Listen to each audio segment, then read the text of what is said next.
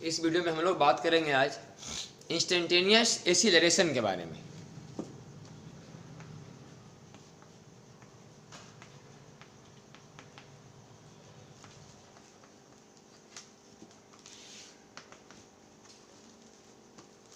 जिस तरह से पिछले वीडियो में हम लोग बात किए थे इंस्टेंटेनियस वेलोसिटी के बारे में, ठीक उसी तरह से इसमें हम लोग पढ़ेंगे इंस्टेंटेनियस एक्सीलरेशन के बारे में। इंस्टेंटेनियस वेलोसिटी में क्या बताया गया था कि जो इंस्टेंटेनियस वेलोसिटी है किसी पार्टिकल का किसी खास समय होता है, किसी पार्टिकुलर टाइम होता है, किसी खास समय जो किसी पार्टिकल का वेलोसिटी उसे बोलते हैं इंस्टेंटेनियस वेलोसिटी। एग्जाम्पल के तौर पर हम बताए थे कि अगर किसी गाड़ी का वेलोसिटी 10 मीटर पर सेकेंड है तो आप उसको बोल सकते हैं कि वही इंस्टेंटेनियस है और वही एवरेज भी है। लेकिन किसी गाड़ी का वेलोसिटी, जैसे कि आप बताए थे एग्जाम्पल के तौर पर कि आप बाइक चलाइए, पीछे एक आदमी को बैठाइए और बाइक में एक्सीलरेटर दीजिए तो वेलोसिटी एकदम बढ़ते जाएगा, 10, 11, 12, 13, 14। तो जो हर एक मतलब टाइम, हर एक कुछ क्षण के बाद कुछ पार्टिकुलर टाइम पर जो वेलोसिटी बदल रहा है, किसी समय 11 है, किसी समय 12 है, किसी समय 13 है, किसी समय 14 है, तो जिस समय जितना है वह उसका इंस्टेंटेनियस वेलोसिटी है। एकदम पूछिए और तुरंत बताइए इंस्टेंटेनियस वेलोसिटी। उसी तरह से आज हम बात करने जा रहे हैं इंस्टेंटेनियस एक्सीलरेशन के बारे में कि अगर कोई पार्टिकल का एक्सीलरेशन कांस्टेंट है कि 5 मीटर पर सेकेंड स्क्वायर, तो वही एवरेज है, वही इंस्टेंटेनियस है।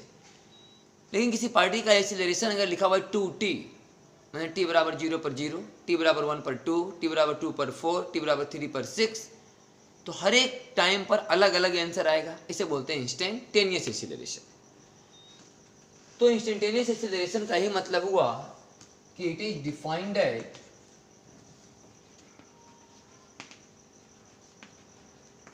एक्सीलरेशन ऑफ पार्टिकल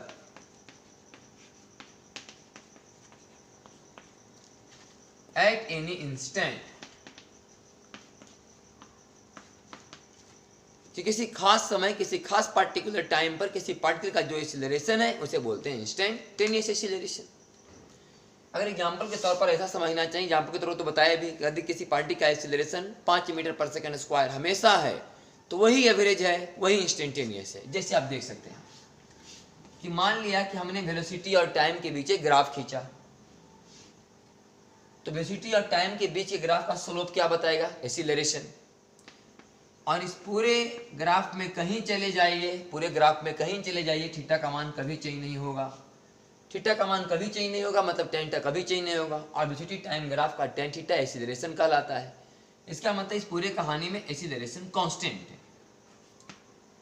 तो इसे एवरेज भी बोल सकते हैं और इंस्टेंटेनियस भी। किसी समय बोलने कि किसी खास समय बताइए कि t1 पर, t2 पर, t3 पर, t4 पर, कभी पूछे वेलोसिटी का मान, बोले tan थीटा। एक्सीलरेशन का मान, सॉरी वेलोसिटी का मान नहीं, एक्सीलरेशन का मान, बोले tan थीटा। तो इसे बोलते हैं इंस्टेंटेनियस एक्सीलरेशन। तो इसमें क्या पढ़ना है इंस्टेंटेनियस एक्सीलरेशन के बारे में? हमेशा तो एक्सीलरेशन एक ही जैसा है, तो इंस्टेंटेनियस तो हमेशा वही आंसर आएगा और उसी को एवरेज बोला जाएगा।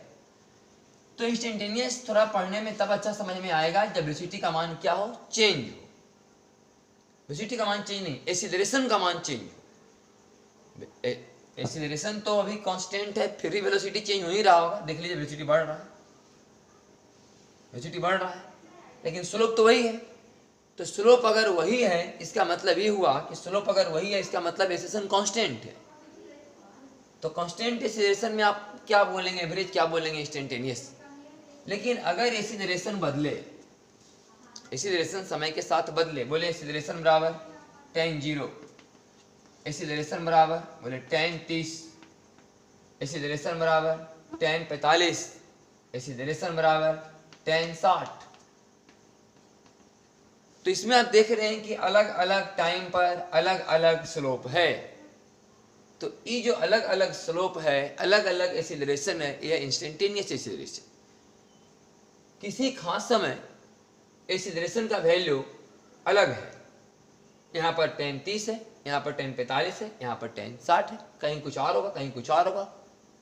तो जो वैल्यू हमें पता है वही बात लिखिए, 30 डिग्री, 45 डिग्री और 60 डिग्री पता है तो लिखें। इसे बोलते हैं इंस्टेंटेनियस एक्सीलरेशन। और अगर इंस्टेंटेनियस वेलोसिटी जब पढ़ रहे थे तो इसमें जो ग्राफ के माध्यम से अगर हम बताए थे, अगर वो आप देखना चाहते हैं तो भी फिर से हम लोग देखते हैं।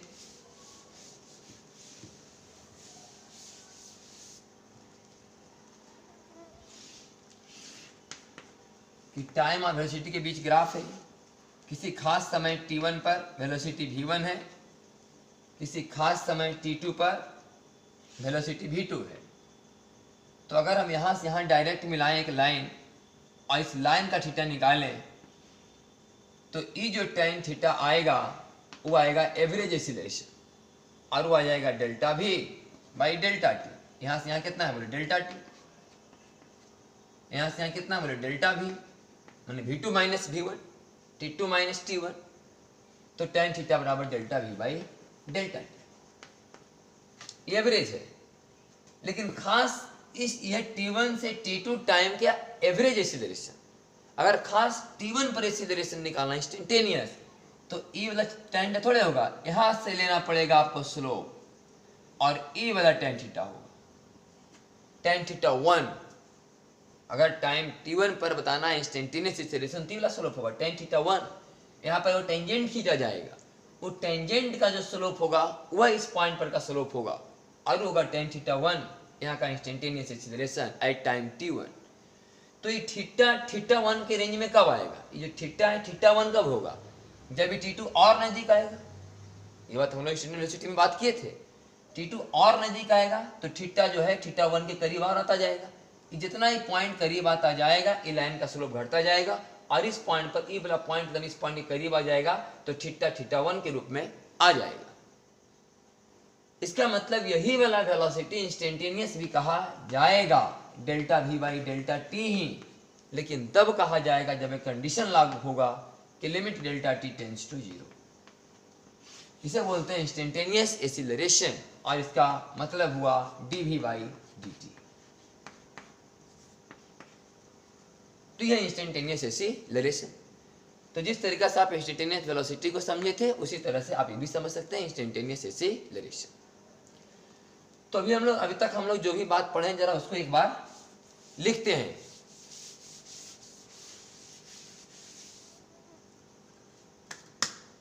क्या क्या हम लोग पढ़े उसके बारे में समझिएगा। पहले तो हम लोग पढ़े थे डिस्टेंस, डिस्प्लेसमेंट कि डिस्टेंस क्या है, डिस्प्लेसमेंट क्या है, फिर पढ़े स्पीड और फिर पढ़े वेलोसिटी। डिस्टेंस बड़ा है कि डिस्प्लेसमेंट, स्पीड बड़ा है कि वेलोसिटी, इसके बारे में चर्चा उधर हुआ था। अब हम उस समय से बात कर रहे हैं जब हम लोग वेलोसिटी को डिफाइन इस तरह से करना शुरू किए थे कि rate of change of displacement is defined as velocity.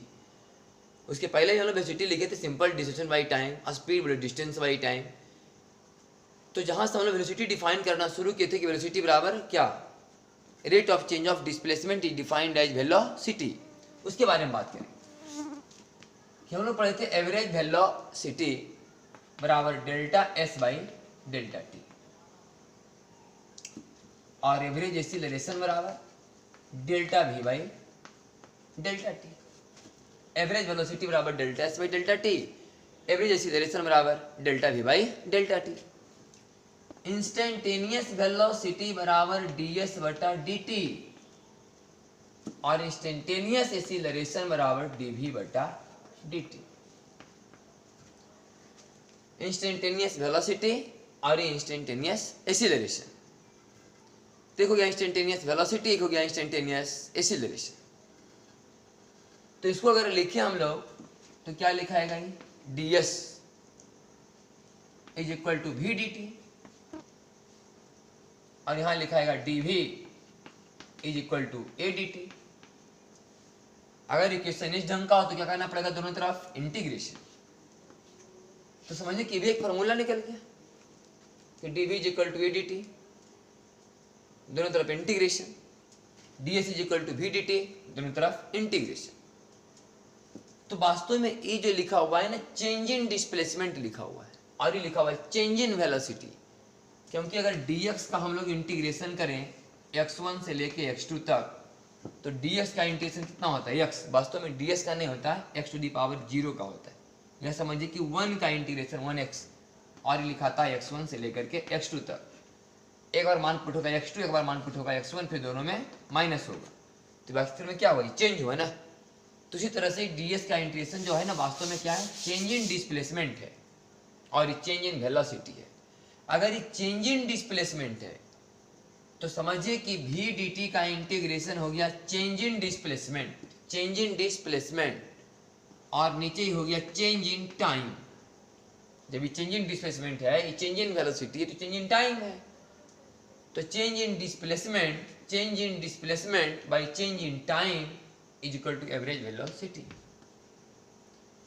और चेंज इन वेलोसिटी, ये हो गया चेंज इन वेलोसिटी, मतलब ए डी टी का इंटीग्रेशन ये हुआ चेंज इन वेलोसिटी, अब बाई चेंज इन टाइम बराबर एवरेज एक्सीलरेशन। तो एवरेज वेलोसिटी और एवरेज एक्सीलरेशन। ऐसे समझिए कि डिस्प्लेसमेंट का टाइम के साथ डिस्प्लेसमेंट का differentiation with respect to time बराबर वेलोसिटी।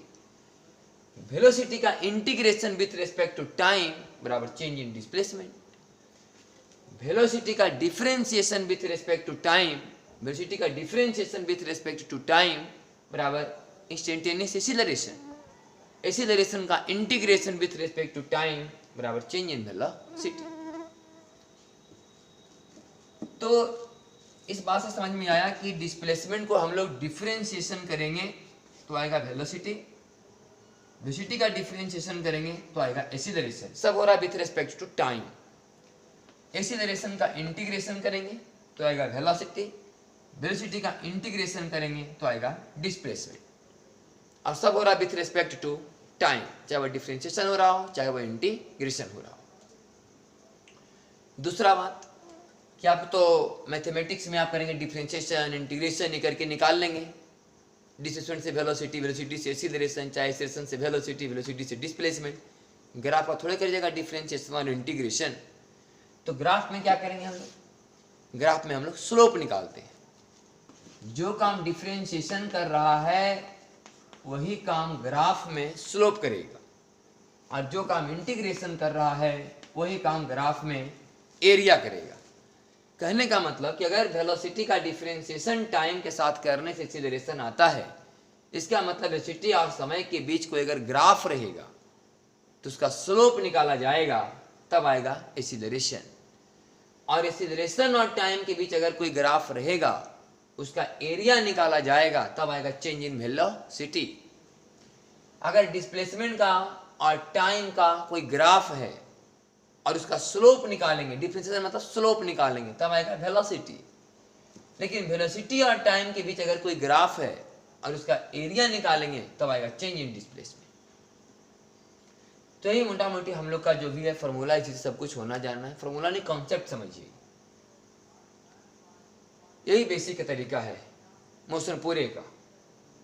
और थोड़ा सा इस बात का ध्यान रखिएगा जो लोग पीछे पड़े कि वेलोसिटी अगर पॉजिटिव है तो समझना है कि डिस्प्लेसमेंट इंक्रीजेज, और अगर वेलोसिटी निगेटिव है तो समझना है कि displacement decreases. Velocity positive, displacement increases, velocity negative, displacement decreases. उसी तरीका से एक्सीलरेशन पॉजिटिव बोले वेलोसिटी इंक्रीजेज,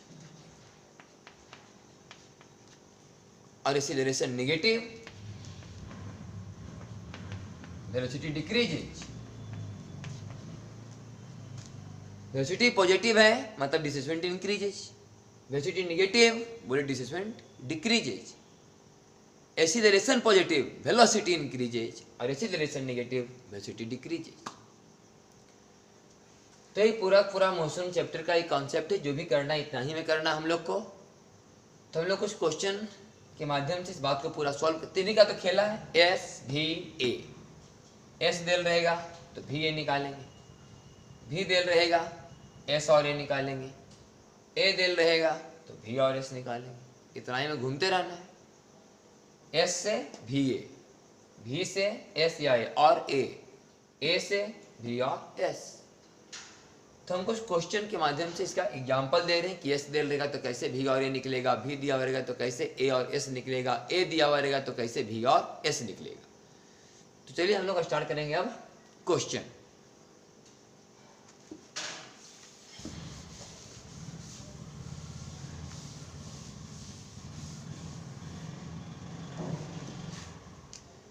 जिसे मान लीजिए कि क्वेश्चन दिया हुआ है s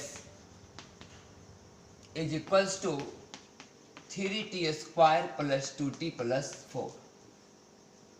एक क्या दिया हुआ है, डिस्प्लेसमेंट का इक्वेशन दिया हुआ है, और पूछा जाए कि find velocity at t is equal to 1 second and acceleration at t is equal to 2 second. ये दिया गया डिस्प्लेसमेंट, पूछा जा रहा है हमसे वेलोसिटी और एक्सीलरेशन। वेलोसिटी पूछा जा रहा है t बराबर 1 पर, एक्सीलरेशन पूछा जा रहा है t बराबर 2 पर। तो s से आना है किसमें, v में, तो differentiation v is equal to formula है ds बाई dt, जिससे आप ये समझते होंगे कि डिस्प्लेसमेंट को टाइम के रिस्पेक्ट में डिफरेंशिएशन करने से वेलोसिटी आता है। इसका मतलब वेलोसिटी अगर लाना है तो इसको डिफरेंशिएशन कीजिए, तो 3t स्क्वायर का 6t और 2t का 2 और 4 का तो 0। अब आ गया वेलोसिटी। अब निकालना है एक्सीलरेशन। तो एक्सीलरेशन निकालने के लिए वेलोसिटी को भी करना पड़ता है एक बार डिफरेंशिएशन। तो इसको एक बार और करेंगे डिफरेंशिएशन, तो 6t का 6 और 2 का तो 0। तो ये आ गया वेलोसिटी और आ गया एक्सीलरेशन। लेकिन क्वेश्चन में वेलोसिटी निकालना है t बराबर 1 पर। तो वेलोसिटी t बराबर 1 पर जब निकालने का बारी आएगा तो यहाँ पर t का मान 1 पुट करेंगे, तो 6 + 2 आ जाएगा 8 मीटर पर सेकेंड। और एक्सीलरेशन का जहां तक बात है t बराबर 2 पर, तो चूंकि एक्सीलरेशन तो टाइम पर डिपेंड करता ही नहीं है, तो t बराबर 2 रहे या t बराबर 20 रहे, उससे कोई लेना देना है नहीं। एक्सीलरेशन हमेशा होगा 6 मीटर पर सेकेंड स्क्वायर। तो बहुत ही सिंपल सवाल होता है जिसमें डिस्प्लेसमेंट दिया होता है और निकालना होता है वेलोसिटी एंड एक्सीलरेशन। एकदम प्योरली डिफरेंशिएशन करना है, s का डिफरेंशिएशन v और v का डिफरेंशिएशन a। हम एक एग्जाम्पल के तौर पर बताए थे, यहाँ पर कुछ भी समीकरण हो सकते हैं, sine t, cos t, log वाले, जितना तरह का आप डिफरेंशिएशन जानते हैं सबका हम लोग यहाँ पर कर सकते हैं। ये फंक्शन किस रूप में लिखा रह सकता है, हाँ टाइम के रूप में लिखा हुआ रहेगा, लेकिन किसी तरीका से अलजेब्रा के फॉर्म में, लॉगरिथम के फॉर्म में, ट्रिग्नोमेट्री के फॉर्म में किसी तरह से लिख दें, करना डिफरेंशिएशन नहीं है। डिफरेंशिएशन का डिफरेंशिएशन वेलोसिटी, वेलोसिटी का डिफरेंशिएशन एक्सीलरेशन। फिर जिस टाइम में बोले उस टाइम को पुट कीजिए, उस टाइम पर वेलोसिटी निकालिए, उस टाइम पर एक्सीलरेशन निकालिए। हम आते हैं दूसरा तरह के सवाल में।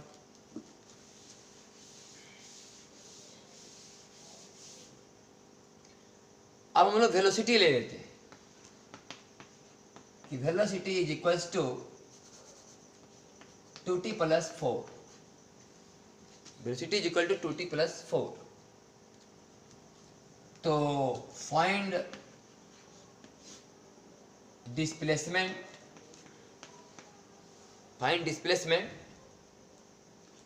एट t बराबर 1 second and acceleration at t बराबर 2 सेकेंड। इस क्वेश्चन में भी दिया गया, निकालना क्या है, s एंड a।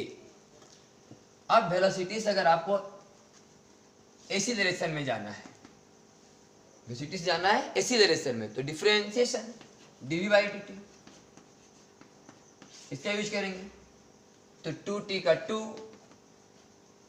और 4 का तो 0, तो 2 ही रह गया, इसमें तो टाइम है भी नहीं, तो ये हमेशा रहेगा 2 मीटर पर सेकेंड स्क्वायर। चाहे t बराबर 2 पर बोले, चाहे t बराबर 20 पर बोले, चाहे t बराबर 30 पर बोले, एक का मान यही रहेगा 2 मीटर पर सेकेंड स्क्वायर। अगर इसमें टाइम आता तो फिर टाइम का मान पुट करते। अब है v से जाना है s में, v से जाना है s में, तो लिखेंगे कि ds बराबर v dt, ds बराबर v dt।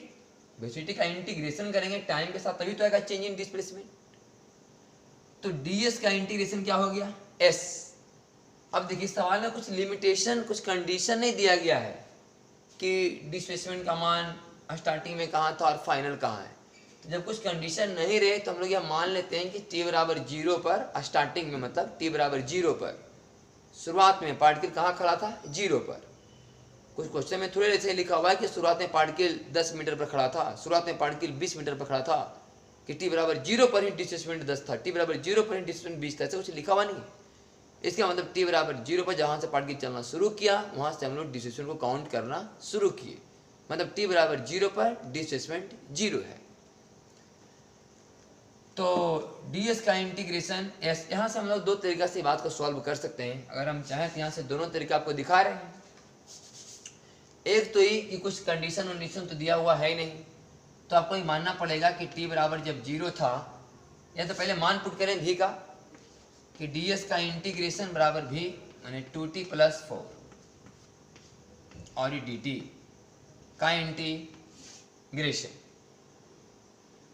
तो हमें t बराबर 1 पर निकालना है डिस्प्लेसमेंट, t बराबर 1 पर, और t बराबर 0 पर क्या मानना पड़ेगा खुद से 0। जब कुछ दिया हुआ ही नहीं है, इसका मतलब जब चलना शुरू किया था वहीं से डिस्प्लेसमेंट काउंट करना शुरू किए थे हम लोग। तो t बराबर 0 पर डिस्प्लेसमेंट बराबर 0 और t बराबर 1 पर डिस्प्लेसमेंट बराबर s, यही s का मान हमें चाहिए। इसी को बोलते हैं लिमिट।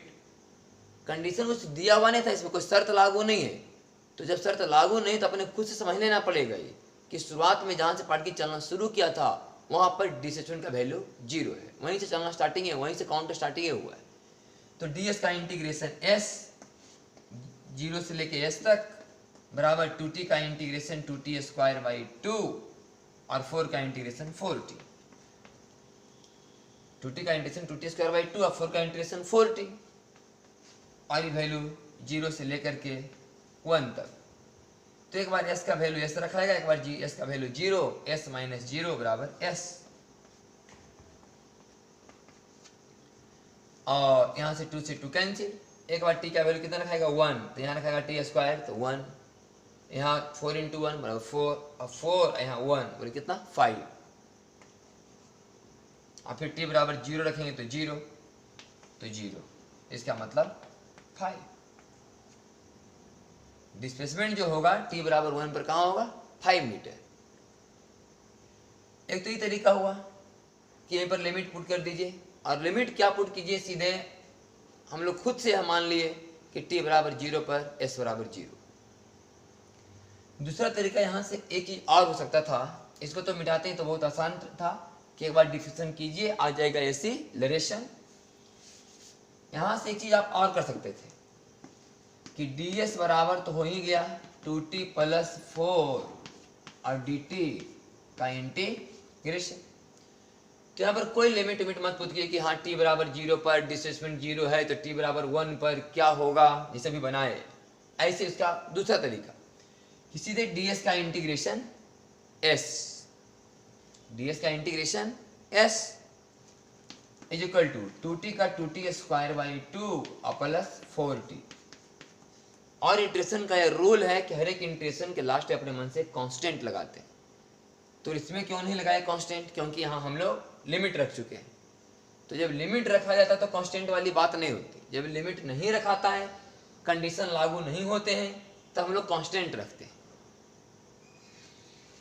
तो s बराबर आ गया इतना, लेकिन हम तो खुद यह बात मान लिए है ना कि t बराबर 0 पर s बराबर क्या है 0 है, कि जब पार्टिकल चलना शुरू किया था उस समय डिस्प्लेसमेंट काउंट होना शुरू हुआ था, s बराबर 0 था उस समय। अब सोचिए कि t बराबर अगर 0 पुट करें और s बराबर 0 पुट करें तो c बराबर कितना आएगा 0। इस c का मान निकल जाता है क्वेश्चन के कंडीशन से। यहाँ कुछ कंडीशन नहीं था तो हम लोग खुद समझे ना कि t बराबर 0 पर s बराबर 0 है। तो इसका मतलब ये हुआ कि s बराबर 0 और t बराबर 0 तो c बराबर भी 0। जब c 0 हो गया इसका मतलब s बराबर बचा t² + 4t। जब s बराबर हो गया t² + 4t, हमको निकालना था s का वैल्यू, मैंने डिस्प्लेसमेंट का वैल्यू t बराबर 1 पर, यहाँ पर 1 पुट कीजिए तो 1 का स्क्वायर 1, यहाँ पर 4 आई 1 5, s बराबर 5 मीटर। तो डिफरेंशिएशन तरफ जाने में दिक्कत नहीं, इंटीग्रेशन तरफ चढ़ने में दिक्कत है थोड़ा। तो चलिए v से हम लोग लाए a वाला मिटाएं, आपका यहाँ से आप भी कर सकते थे डायरेक्ट हम लोग कि वेलोसिटी दिया हुआ है निकालिए एक्सीलरेशन, तो a बराबर 2t का 2 और 4 का 0, तो a बराबर 2। तो डिफरेंशिएशन तरफ जाने में दिक्कत नहीं है, इंटीग्रेशन तरफ चढ़ने में दिक्कत है। तो s दिए थे और v और a निकाले, दूसरा बार में v दिए तो s और a निकाले। अब a देते हैं a और निकालते हैं आपको v और s। इसमें तो दोनों बार करना पड़ेगा इंटीग्रेशन, a से v में जाने में भी इंटीग्रेशन और v से s में भी जाने में भी इंटीग्रेशन। तो चलिए इन्हें थोड़ा और क्लियर पता चलेगा।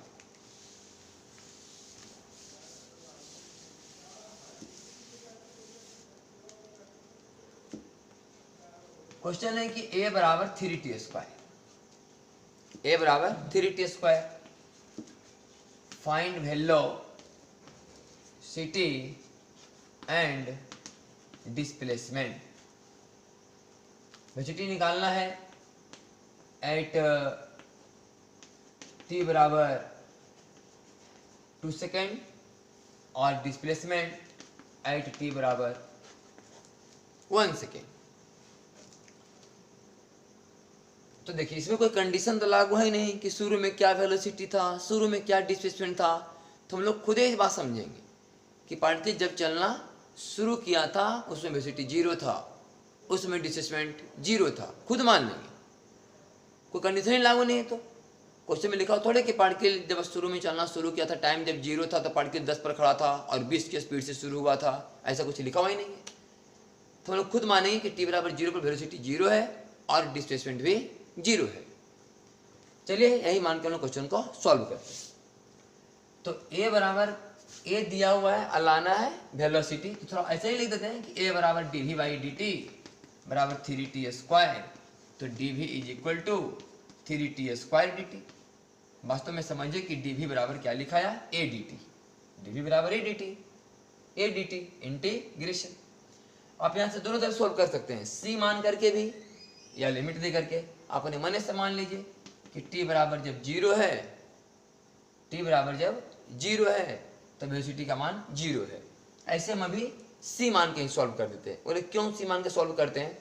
c मान के अगर नहीं सॉल्व करेंगे नहीं तो हम यहाँ पर जैसे कि t बराबर 0 पर वहाँ मान लें कि वेलोसिटी बराबर 0 है और t बराबर 2 पर निकालना है, तो t बराबर 2 पर यहाँ वेलोसिटी मान लो कि v है, तो इससे v का आंसर आ जाएगा कि v का मान क्या है।